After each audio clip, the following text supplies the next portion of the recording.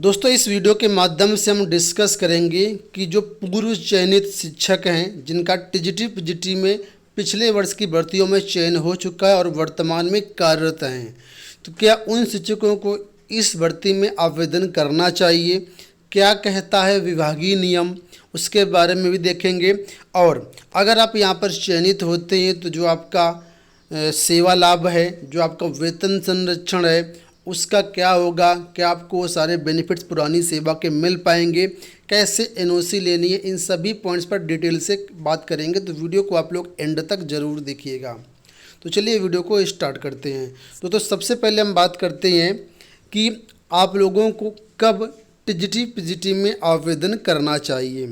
दोस्तों वैसे देखा जाए तो अगर आपका अच्छा कॉलेज है, वहाँ पर कोई दिक्कत नहीं, किसी प्रकार की समस्या नहीं है, तो आपको आवेदन करने की बिल्कुल भी ज़रूरत नहीं है।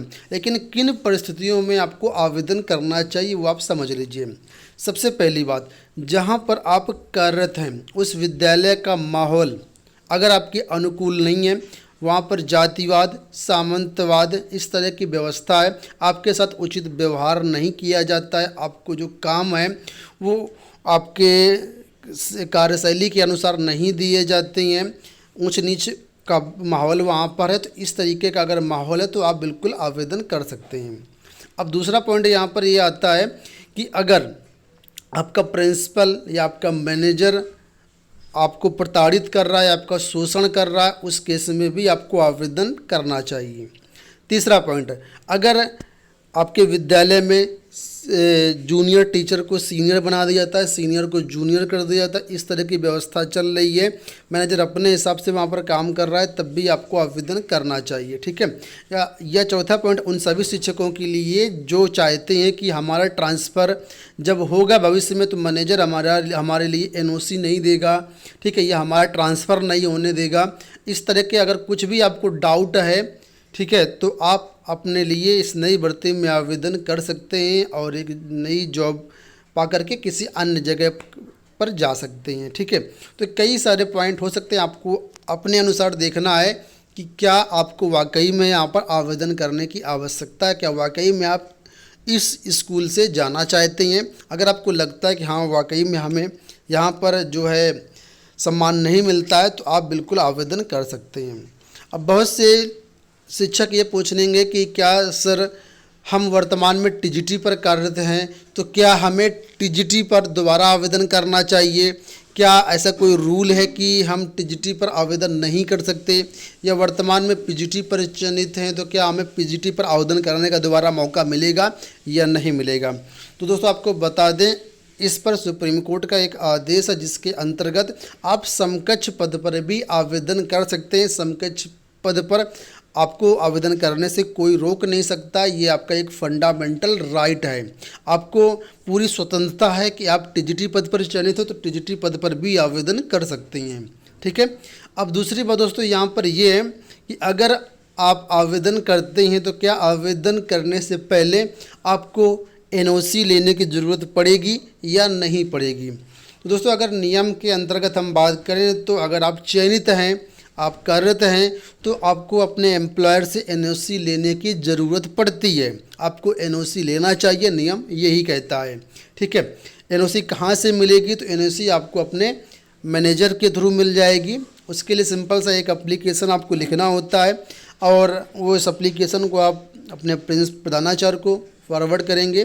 ठीक है। और फिर आगे प्रबंधक के माध्यम से आपको एनओसी मिल जाएगी। अगर आप ये जानना चाहते हैं कि एनओसी के लिए एप्लीकेशन कैसे लिखना होता है, तो इसके लिए अलग से हमने एक वीडियो बनाया हुआ, डिस्क्रिप्शन बॉक्स में आपको लिंक मिल जाएगा, आई बटन पर आपको लिंक मिल जाएगा, उस वीडियो को क्लिक करके आप लोग देख लीजिएगा, उसके माध्यम से आप एनओसी ले सकते हैं। ठीक है।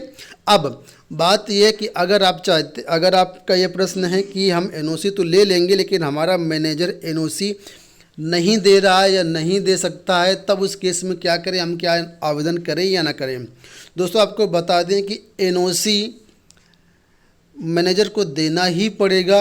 ये मैनेजर एक तरीके से एनओसी देने के लिए बाध्य है। कुछ ऐसी विशेष परिस्थितियां जिसमें एनओसी नहीं दी जा सकती है वो मैं आपको बता रहा हूँ। जैसे सपोज करो आप वर्तमान विद्यालय में कार्यरत हैं, वहाँ पर आपके ऊपर कुछ ड्यूस वगैरह लगे हुए हैं कि ठीक है, कुछ आपको वहाँ पर ड्यूस देने हैं, आपने ड्यूस पेड नहीं किए हैं, तब उस केस में आपको एनओसी नहीं मिलेगी। दूसरा ये मामला हो सकता है अगर आपके ऊपर कोई कार्रवाई हुई है, कुछ आपके ऊपर आरोप लगे, उसकी जांच वगैरह चल रही है, उस केस में आपको एनओसी नहीं दी जा सकती है। तो ये 2 केस ऐसे हैं जहाँ पर आपको एनओसी नहीं मिलेगी, और कोई ऐसा आदेश नहीं जिसके अंतर्गत आपको एनओसी नहीं मिलेगी। आपको याद होगा कि पिछली भर्ती आई थिंक 68,000 थी या 69,000 थी, उसमें बेसिक शिक्षा विभाग द्वारा परिषदीय शिक्षकों को एनओसी नहीं दी जा रही थी। उनको ये कहा गया कि आप ऑलरेडी चयनित हैं और नई भर्ती में आवेदन नहीं कर सकती।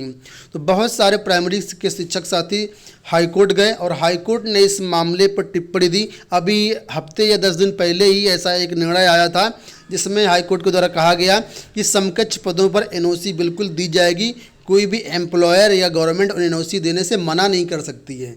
ठीक है, तो एनओसी लेने का आपका पूरा हक है, बाकायदे जो मैंने चीज़ें बताई वो आपको ध्यान में रखना है। ठीक है, अब अगर आपको एनओसी नहीं मिल रही है तब उस केस में आपको क्या करना चाहिए। नहीं मिल रही है तो फिर भी मैं आपको कहूँगा कि आप बिना एनओसी के भी आवेदन फार्म भर दें। ठीक है, बिना एनओसी के भी आवेदन फॉर्म भर दें। लेकिन अगर आप बिना एनओसी के आवेदन फॉर्म भरते हैं तो कुछ चीज़ें आपको जो उनके बेनिफिट्स हैं वो नहीं मिलेंगे, जैसे कि वेतन संरक्षण, सेवा लाभ, ये चीज़ें आपको नहीं मिलेंगी। ये चीज़ें आपको तभी मिलेंगी जब आप एनओसी के थ्रू आवेदन करेंगे।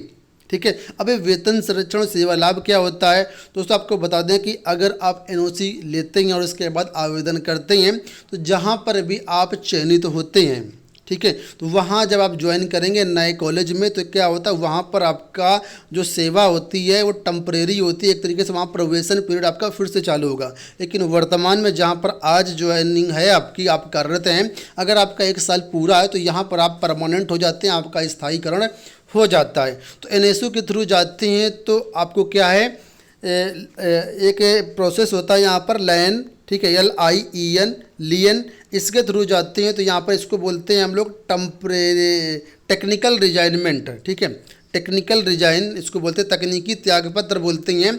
इसके थ्रू अगर आप जाते हैं तो अगर आपकी नई जॉब में कुछ दिक्कत भी होती है तो आप वर्तमान पद पर यानी जो पूर्व पद है आपका उस पर आप वापस भी हो सकते हैं। यानी एक तरीके से आपको पूरा अधिकार रहेगा पहले पद पर जहाँ कार्यरत थे वहाँ पर भी, जब तक वहाँ पर आप परमानेंट नहीं हो जाते हैं। ठीक है, तो इसको तकनीकी त्यागपत्र देते हैं। जब भी आप एनओसी के थ्रू जाएं तो जब भी आप नई जॉब में नियुक्ति लेने जाएं तो आप तकनीकी त्यागपत्र दे करके ही जाएं। ठीक है, त्यागपत्र अलग होता है और तकनीकी त्यागपत्र अलग होता है, दोनों अलग अलग बातें। अगर त्यागपत्र सिंपल सा रिजाइन दे करके जाते हैं तो पूर्व सेवा आपकी पूरी तरीके से समाप्त हो जाएगी, कोई भी वेतन संरक्षण का लाभ नहीं मिलेगा, कोई भी सेवा लाभ नहीं मिलेगा अगर आप त्यागपत्र दे करके जाते हैं। लेकिन अगर आप तकनीकी त्यागपत्र दे करके जाते हैं तो सेवा लाभ भी मिलेगा और वेतन संरक्षण का भी लाभ मिलेगा। अब वेतन संरक्षण क्या होता है, जैसे सपोज करो आप टीजीटी पर कार्यरत हैं वर्तमान में, ठीक है, और नई भर्ती के अंतर्गत दोबारा किसी कॉलेज में टीजीटी पर ही ज्वाइनिंग करने जाते हैं तो पूर्व स्कूल में जो आपको सैलरी मिल रही थी वही सैलरी आपको यहाँ पर भी मिलेगी। जबकि सिंपल से अगर आप रिजाइन दे करके जाते हैं तो यहाँ नए स्कूल में आपकी सैलरी फिर से स्टार्टिंग से ही शुरू होगी। तो इसको बोलते हैं वेतन संरक्षण। ये आपको तभी मिलेगा जब एनओसी के थ्रू जाएंगे और तकनीकी त्यागपत्र के थ्रू आप जाएंगे।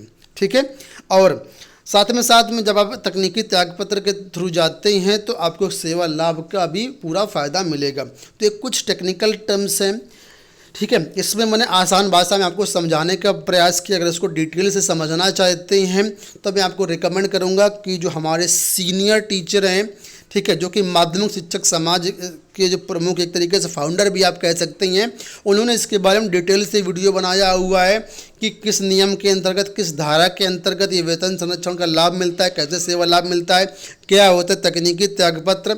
इसके बारे में अगर डिटेल से जानना चाहते हैं तो डिस्क्रिप्शन में मैं श्री नवीन पांडे जी का आपको एक वीडियो दे दूंगा। ठीक है, उस वीडियो को आप लोग देख लीजिएगा, सारी चीज़ें वहाँ से आपको क्लियर हो जाएंगी। और कमेंट बॉक्स में आपको ज़रूर बताइएगा कि ये वीडियो कैसा लगा आपको, और जो मैंने वीडियो का लिंक दिया नवीन पांडे जी का वो वीडियो कैसा लगा, उससे कितना बेनिफिट आपको हुआ। ठीक है, इस वीडियो में इतना ही, धन्यवाद।